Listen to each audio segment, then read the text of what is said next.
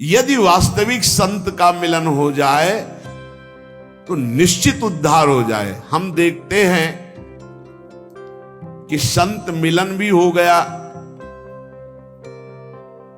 और हमारा कल्याण नहीं हुआ, हमारा दोष नहीं नष्ट हुआ, तो इसका मतलब है कि अभी हम उनकी आज्ञा पर नहीं हैं। जो आज्ञा कर रहे हैं उनका हम पालन नहीं कर रहे। आज्ञा पालन का मतलब है उनका स्पर्श हो जाना। तो स्पर्श में अगर थोड़ी भी अंतराय बनी रही तो पारस लोहे को सोना नहीं बना पाता। एक दिन एक सेवक ने संत से कहा कि मुझे बहुत धन की लालसा है, उनका मैं स्नान करके आता हूं, कुटिया में पारस मणि रखी, फिर दे दूंगा, आप अपने घर में लोहे में छुआ लेना तो सब सोना बन जाएगा, बड़े धनी हो जाओगे। वो स्नान करने के लिए गए नदी में, उसको बेचैनी हुई, पूरी कुटिया में ढूंढ डाला, कहां है पारस मणि। अब छोटी कुटिया पूरा ढूंढ डाला, कहीं नहीं मिली पारस मणि। संत जी आए तो उनका, भगवान इस कुटिया में पारस मणि कहां आपने छुपा रखी। छुपा क्या रखी? वो सामने रखी, लोहे की डिबिया में रखी, ला उठा के। उनका, भगवान ये पारस कैसे हो सकती, जब लोहे की डिबिया कोई सोना नहीं बना पाई तो ये आप हमको क्यों बहलावे में डाल रहे हैं कि हम पारस मणि दे देंगे, आप लोहे में स्पर्श कराकर सोना बना लेंगे। तो उनका, रुक जाओ। खुला और रुई का बीच में भेद है, पर्दा है। बोले, देख ये लोहे की डिबिया और बीच में रुई और ऊपर पारस मणि, इसलिए सोना नहीं मिला। जो ही हटा करके सीधे स्पर्श कराया वो सोना बन गई। जब तक हम मनमानी अहंकार से प्रेरित होकर आचरण करेंगे तो संत संग होने पर भी स्पर्श प्राप्त नहीं हुआ। नहीं तो लोहा स्वर्ण बन जाता है पारस के स्पर्श से, और संत आप उस सरिस चाहे सबकी ना, वो अपने समान बना देते हैं। संत मिले, लाभ नहीं हुआ, इसका मतलब है आपने सत्संग को धारण नहीं किया, आज्ञा पालन नहीं की, मनमानी आचरण किए। लेकिन फिर भी तुम्हें निराश नहीं होना। ध्यान दीजिए, संत बहुत बड़े धनी हैं और हम दरिद्र हैं। तो एक और प्रणाली है, वसीयतनामा। अपनी संपत्ति को अनाधिकारी को भी दे सकते हैं, दे सकते हैं।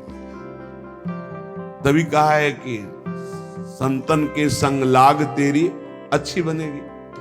नहीं हम आचरण उतार पा रहे, हम उस कोट से नहीं आज्ञा पालन कर पा रहे, पर हम गला भी नहीं छोड़ने वाले, आपके गले पड़ गए। अब हम आपको छोड़ने वाले नहीं, आपका पीछा छोड़ने वाले नहीं। हम आचरणहीन हैं, आपके योग्य नहीं, पक्की बात, पर हम आपको छोड़ने वाले नहीं। ऐसे पीछे पड़ जाए, वो दुत्कारे, चलो उनके पीछे पड़ जाओ। तो बोले, उनको अपनी भागवतिक संपत्ति का वसीयतनामा करना आता है, और आज तक इसी पद्धति से परम पद मिला है। संतों की आज्ञा पर अक्षरशः तो कोई संत ही चल पाएगा। अपने तो साधारण जीव है, उनकी आज्ञा में कहीं न कहीं त्रुटि तो हो जाती। तो हमें निराश नहीं होना, हमें दूसरी बात पर ध्यान देना है कि ये वसीयत, अच्छा तो बोले एक दो को वसीयतनामा एक को कर देंगे, नहीं, इनकी संपत्ति इतनी बड़ी है कि अनंत ब्रह्मांडों का वसीयतनामा करने के बाद फिर भी बची रहेगी, क्योंकि अनंत है इनकी संपत्ति। भगवान का एक नाम अनंत है, अनंत संपत्ति है। देखो, महिमा तेरी कहा कहो श्री हरिवंश दयाल, तेरे द्वारे बटत है सहज लाडली लाल। तो बोले एक को दे दिया तो अब हमें कैसे देंगे? नहीं, वो अनंत है। अनंतों की झोली में लाडली लाल डालने पर भी, दे देने पर भी उनकी संपत्ति सुरक्षित है। वो वसीयतनामा कर देते हैं। जे भी वसीयत हुआ तो दरिद्र भी संपत्तिवान हो गया। इसीलिए संतों के संग की महिमा है। कभी तो हमारी दीनता पर, हमारी दुष्टता पर, हमारी अधमता पर रीझ गए, बहुत दिन से पीछे लगा, चलो जाओ उनकी कृपा क्या होती, उनकी संपत्ति दान क्या होती? भगवान से, प्रियालाल से कहना। प्रियालाल अपने संतों की बात को नहीं टालते। बस आप इतना समझ लेना, ये हमने प्रत्यक्ष देखा है। महापुरुषों की अनंत सामर्थ्य दरिद्र को तत्काल वसीयत करके संपत्तिवान बना देना बहुत कठिन। इसीलिए विषयी पुरुष को भगवान के मार्ग में लगाया जा सकता है, भक्ति के मार्ग में लगाया जा सकता है, बहुत कठिन है। पर उससे हजारों गुना कठिन है कि जो अभेद तत्व भक्ति में लगा है, अभेद भक्ति, ज्ञान भक्ति में, जो ये भी भगवान की एक अभेद भक्ति है, इसमें जो लगा हुआ है कि अहम ब्रह्मास्मि, उसको दासत्व में लाना, ये बहुत कठिन बात है। ये चमत्कार केवल महापुरुषों में होता है कि जबरदस्ती बलात् उसके हृदय को, जैसे राधा बाबा के हृदय को भाई जी ने बदल दिया, पैर छू के बदल दिया। देखो दाता कैसे हैं, पैर छू के वो वस्तु दी जो पैर छू के मांगने पे भी नहीं मिलती। अगर संत संग मिल गया है तो ये प्रमाद मत करना कि तुम उनकी अवहेलना करके हट जाओ। भाई इतनी बात पकड़नी है। पद्म पुराण में एक प्रसंग आया कि किसी प्राणी का शव जल रहा था। एक भगवत प्राप्त महात्मा वहां से निकले, उसके शव पर दृष्टि चली गई तो उसको नरक ले जाया जा रहा था। उस प्राणी को, जिसका शरीर जल रहा था, यमदूत नरक ले जा रहे थे और उस भगवत प्राप्त महात्मा की दृष्टि पड़ गई चिता में जलती हुई, तो तत्काल वहां भगवत पार्षद आ गए, यमदूतों से छुटा के भगवत धाम ले। यात्रा बदल गई उसकी, नरक ले जा रहे तो भगवत धाम चले।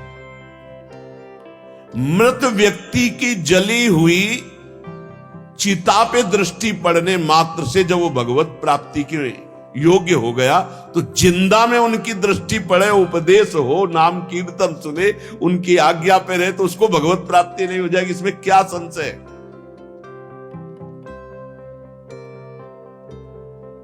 बड़े बड़े महापुरुष प्रसन्न रूप से यहां भ्रमण करते रहते हैं। ये धाम है, ब्रजभूमि है, आप जान नहीं सकते कौन किस कोटि का है। जहां लिखा हुआ है अवश्यमेव भोक्तव्यम कृतम कर्म शुभाशुभम, देख लो चमत्कार। भोगने ही नरक जा रहा था, उसकी चिता पे दृष्टि पड़ गई, रास्ता बदल गया, नरक का रास्ता छोड़ के भगवत धाम, भगवत पार्षद आए। जैसे नरक ले जा रहे थे यमदूत अजामिल को, संतों के संग से ही अपने बेटे का नाम नारायण रखा था, और नारायण पुकारा, यात्रा बदल गई, भगवत धाम चला गया। भगवान के वचन है अवश्यमेव भोक्तव्यम कृतम कर्म शुभाशुभ, बिना भोगे नहीं बचेगा जीव। पर संत दरस जिम पातक टरे, दर्शन मात्र से, संभाषण मात्र से, कर्मों को बिना भोगे हुए बिल्कुल सत्य विषय संत आपको भगवत प्राप्ति करा देगा। जो भगवान को प्राप्त संत है भगवत प्राप्ति करा दे, क्योंकि उनसे भगवान से बातचीत हो, भगवान से वो प्रार्थना करेंगे, तब वो सारा कार्य माफ भगवान ही करते हैं। योग माया पर्दा भगवान ही हटाते, पर प्रार्थना संत करते हैं। प्रार्थना हमें जब अगर संत जन मिल जाए तो भगवान से इस बात की करनी कि कभी इनसे हमारी विरति ना हो, कभी हम इनसे हटे ना।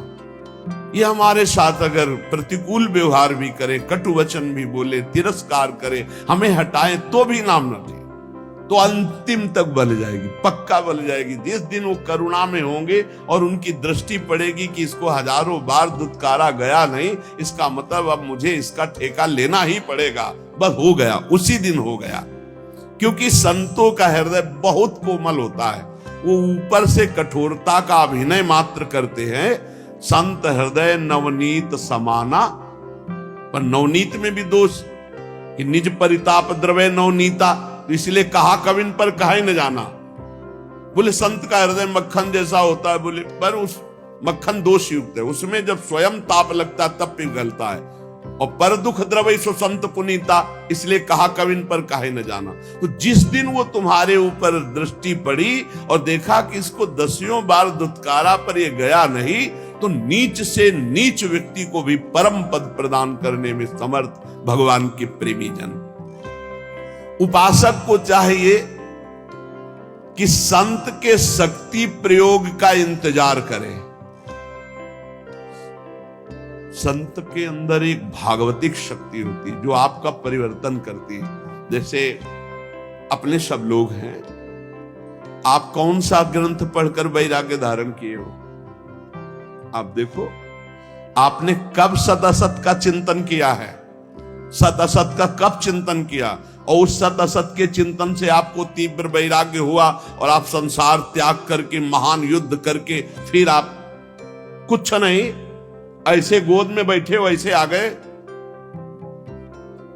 इसे शक्तिपात कहते हैं। संतों के हृदय में भागवतिक चिंतन से युक्त होकर जब संकल्प होता है, वो तुम्हारे राग का नाश कर देता है, तुम्हारे मोह का नाश कर देता है, तुम्हारे समस्त दोषों का नाश कर देता है। पर इसके लिए उनके हृदय में स्थान बनाना होगा, चाहे जैसे बनाओ, रो के गिड़गिड़ा के साधना करके उनके आसक्त होकर। कैसे?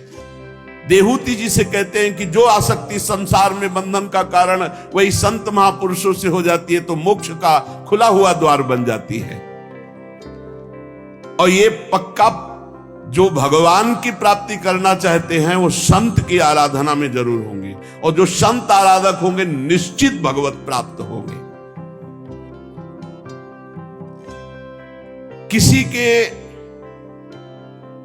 दुख पर दुखी हो जाना ये संतों का स्वभाव होता है। ये जो है कि भगवान दुख देते हैं, मंगल विधान, ये अपने लिए सोचना है, लेकिन दूसरे को दुख पहुंच रहा है तो उसके दुख की निवृत्ति के लिए हमें शरीर से, मन से, वाणी से बिल्कुल तत्पर हो जाना है। हमने जो कुछ भी आज तक कार्य किए हैं वो सारे कर्म जमा हैं, संग्रहित हैं, एकत्रित हैं भगवान की बैंक में। एक एक चेष्टा विश्व में आप देख रहे हो, कोई गर्भ ही से कष्ट प्रदा आ रहा है, किसी को कितने बड़े बड़े कष्ट मिल रहे हैं। तो जो हमारे शास्त्रों में लिखा वो मिथ्या नहीं है, मिथ्या नहीं है, आप सत्य मानिए। आपका तो इतना भी ज्ञान नहीं कि गर्भ में आपको कष्ट मिला है, आप कहां याद कर सकते हैं? आपकी याददाश्त कहां इतनी जोर की है कि आपको 9 महीना गर्भ में रखा गया, कितना कष्ट पाया है। अब आप उसकी भी याद नहीं कर तो आप पूर्व जन्म की बात क्या जाने, आप नरक और स्वर्ग को कैसे जाने? ये हमारे शास्त्र हैं, अगर मानोगे तो बच जाओगे, नहीं मानोगे तो भोगना पड़ेगा। अच्छा, ये कुछ विधान ऐसा नहीं, अगर ऐसा हो कि अभी अभी ताजा ताजा हिसाब किताब मिले तो लोगों को विश्वास होने लगे, लेकिन एक एक केस जो है 10-10 साल चलता है, उसके बाद और दंड मिलता है तो सबके आंखों से ओझल मिलता है, आंखों के सामने तो मिलता नहीं कि देखो भाई इसने चोरी की थी तो ये दंड इसको चौराहे पे दिया जा रहा है, इसने अमुक तो ये दंड दिया जा रहा है, तब तो लोगों को विश्वास हो जाए। लेकिन दंड विधान होता है बहुत एकांत में, कोई देख नहीं पाता है। तो आप सोचो, ऐसे जो नरक स्वर्ग आदि हैं ये हमारे ब्रह्म ऋषियों द्वारा लिखे गए। जो भी तुम कार्य कर रहे हो वो एक भगवान के पास बैंक है, सबके वहां जमा हो रहे हैं। 2 प्रकार के कर्म होते हैं, पाप कर्म अशुभ, पुण्य कर्म शुभ। ये जितने जमा हुए हैं अनंत जन्मों से अभी तक, वो आपके नाम में जमा है, उनको कहते हैं संचित कर्म। और जो ये नए कर्म कर रहे हो इनका नाम है क्रियमाण। और जो उस संचित कर्म से इस मानव देह में तुम्हें भोगने के लिए मिला है उसे कहते हैं प्रारब्ध। शास्त्रीय परिभाषा संचित, प्रारब्ध, क्रियमाण, 3 प्रकार के कर्म हैं। और ये सबको भोगने ही पड़ते, पक्का भोगना पड़ता है। कब तक? जब तक अहंकार का नाश नहीं हो जाता। आवागमन का मूल हेतु अहंकार है, मैं करता हूं, ये भाव संत की कृपा से नष्ट। अहंकार का नाश सिर्फ संत की कृपा से होता है। तिनकी संगति रहते जाति कुल मद सब नंसई। संत संग कैसा करता है, जैसे चने को भून दे, फिर उसमें अंकुरण नहीं हो सकता। ऐसे इतना भुन जाता है सत्संगी कि उसमें अहम रह नहीं जाता। जैसे भुना हुआ बीज कभी अंकुरित नहीं होता, ऐसे ही संत संग से जो आपके नए कर्म हैं ये सब भुन गए, अब ये तुम्हें अगला जन्म नहीं देंगे। देखो, और जो पूर्व संचित गोदाम है, ज्ञानाग्निना सर्व कर्माणि भस्मसात कुरुते, तथा उनके द्वारा प्रदत्त ज्ञान को अपने अंदर जागृत करो, ज्ञानाग्नि जलाओ, ये ज्ञान अग्नि ही वहां पहुंचेगी और तुम्हारे सारे कर्मों को भस्म कर देगी। या समर्पण वृत्ति करो तो भगवान आग लगा देंगे, दो ही है। ज्ञानाग्नि सर्व कर्माणि भस्मसात कुरुते, तथा अगर उसको संचित को कोई भस्म कर सकता है तो दिव्य ज्ञान और या भगवान।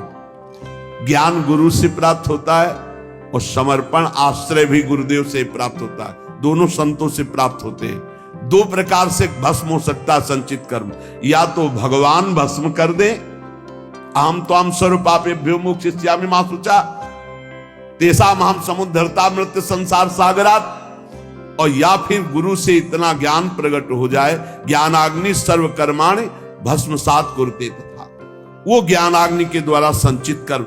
ऐसा ज्ञान बहुत दुर्लभ है। यहां देखो, जितनी जानकारी है उतना तो जीवन में उतार नहीं पा रहे आप लोग। कितनी जानकारी है आपको, बहुत जानकारी है, और जब गलत आचरण करने का संयोग बनता है तब तुम्हारी जानकारी सब खो जाती है। इसे ज्ञान नहीं कहते। ज्ञान तो उसी समय के लिए है जब असद आचरणों में मन जा रहा हो, उस समय आप बचा लो अपने आप को। उपाय है सबसे बढ़िया, भगवान के प्रति समर्पित हो जाना। मत चित्ता सर्व दुर्गाणि मत प्रसादात तरिष्यति। जिसने मेरे में चित्त लगा दिया, सब दुर्गुण नष्ट हो जाते हैं और मैं उनके संचित कर्मों को भस्म कर देता हूं। अहम त्वाम सर्वपापेभ्यो मोक्षयिष्यामि मा शुचा। और प्रारब्ध बड़े बड़े ऋषियों को भोगना पड़ता है। सावधान, प्रारब्ध भोगने के लिए तैयार रहो, इसमें भक्ति को दोष मत देना है। जो संचित से शरीर रच गया उसको भोगना पड़ेगा, कमर कस लो। प्रारब्ध भोगना। रामकृष्ण परमहंस जी के गले में कैंसर था, जो पूरे विश्व के कैंसर को मिटाने की सामर्थ्य रखते थे।